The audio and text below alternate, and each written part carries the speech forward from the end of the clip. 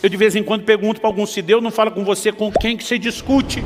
Se você quer ser uma águia, ande com as águias. Se quer ser uma galinha, fique com elas. Se o senhor fez jejum de 40 dias, o problema é que muitas vezes, porque você não ouviu uma voz, você não valoriza aquilo como se fosse uma orientação da parte de Deus. É estupidez espiritual. Pergunta para ele: quantas noites já faz que ele vem acordando às 3 da manhã em ponto? Se você não corresponder com Deus, você nunca vai passar para o próximo nível.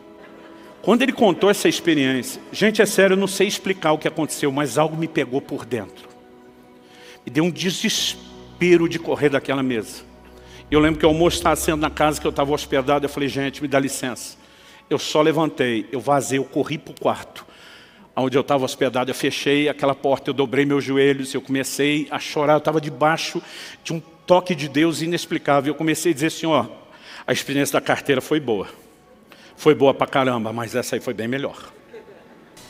Eu falei para Deus: não é a competição com outros, mas comigo mesmo. Eu não quero ficar preso a um nível de mediocridade. Esse nível de liderança do Espírito Santo eu quero ter, quero experimentar. E era um desespero, irmão, uma vontade de arrancar os cabelos. Tem coisa que você não precisa se adiantar, o tempo te ajuda depois.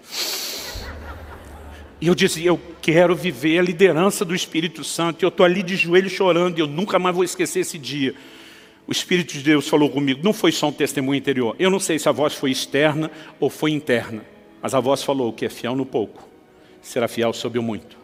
Mas o que é infiel no pouco será infiel no muito. E eu lembro que eu parei, assustado, surpreso, impressionado com aquela voz. Falei: Deus, isso é verdade, é bíblico. Eu imagino que é o Senhor falando, mas eu não sei o que isso tem a ver com o que eu estou te pedindo. E a voz falou de novo: tem tudo a ver. Ele diz: enquanto vocês, ele falou, isso serve para você.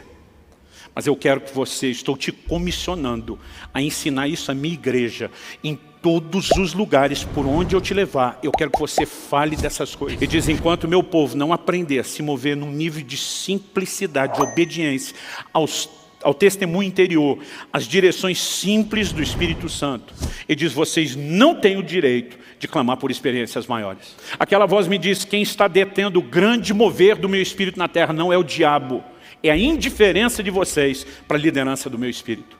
E aquilo foi um choque que eu não tenho condições de descrever. Sabe, querido, muitas vezes nós estamos diante de situações que são simples.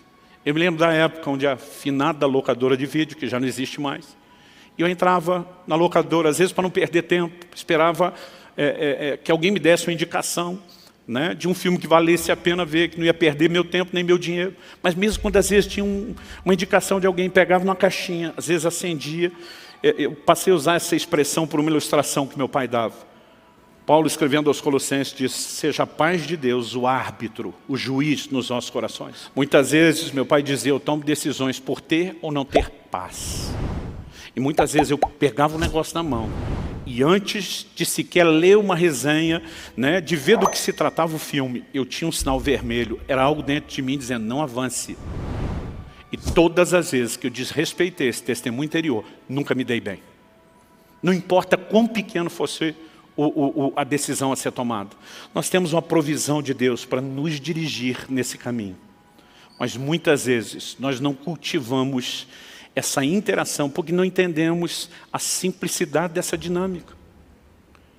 Eu falei semana passada e vou repetir, gente: se o Espírito Santo não está tentando dirigir os crentes, eles devem ser as criaturas mais loucas que existem nessa terra. Eu de vez em quando pergunto para alguns: se Deus não fala com você, com quem que você discute? Porque às vezes você está lá no quarto de oração, diz: Deus, pode pedir qualquer coisa.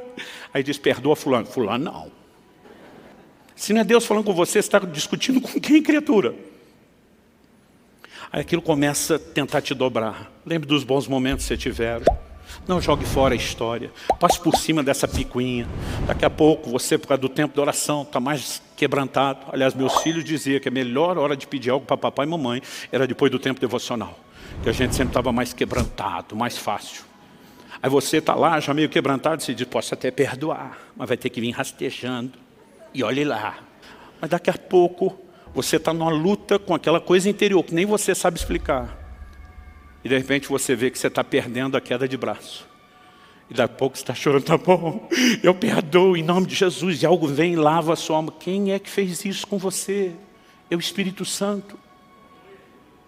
Agora, se eu e você entendemos o que é esse testemunho interior, e aprendemos a ser sensíveis e corresponder, nós vamos viver coisas extraordinárias. Quem está entendendo, diga amém. Cada vez Deus faz um movimento, enquanto você não fizer o seu, Ele não vai fazer o próximo. Ele falou, o problema da maioria das pessoas é que elas não entendem a simplicidade do processo e não sabem interagir com o Espírito Santo. Você vai dizer assim, fala Senhor, porque o teu servo ouve. Está esperando que eu vá te dar direcionamento personalizado. É ruim que eu vou falar alguma coisa para você. Você não fez nem o que eu já falei e está esperando que eu fale as coisas do próximo nível.